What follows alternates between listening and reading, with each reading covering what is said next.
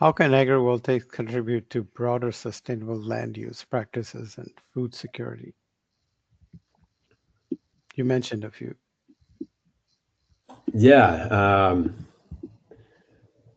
So we mentioned keeping farmers on farmland, so that's food security right there.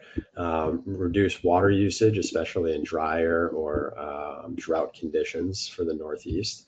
Um, Having this diversified revenue stream, Joe is a good example of this.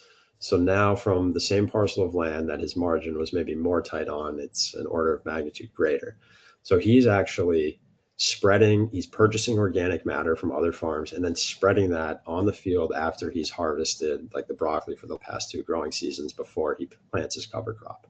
So he's plowing in that new organic matter, actually trying to enhance the soil quality over time. His mentality is, why are we just trying to be sustainable? Let's make this better. That field was, he's been growing there for over 10 years, but it was a Christmas tree farm at some point in the decades past, and that landowner stripped the topsoil, probably sold it off. But that, real organic, high organic matter quality, that's been lost. And you see it at that site. And that's why we started. Joe wanted to start there, is because this was a bit of a test trial for him. He was never going to put it on his highest valued land. And so we started there. And so, how can we actually make this better? How can we implement more regenerative ag practices and make this a more sustainable land use practice? Yeah.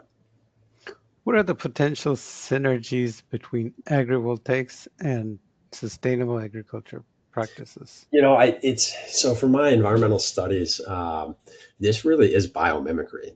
We're going to like millennia old practices of silvopasture, agroforestry. That's like exactly what this is, just with newer technology. Instead of trees, we're using solar panels to provide shade for cattle, which in those days above 90 degrees, they're not producing as much milk. So that kind of gets to the food security prior question, just as an example of how agrivoltaics can be solving for that.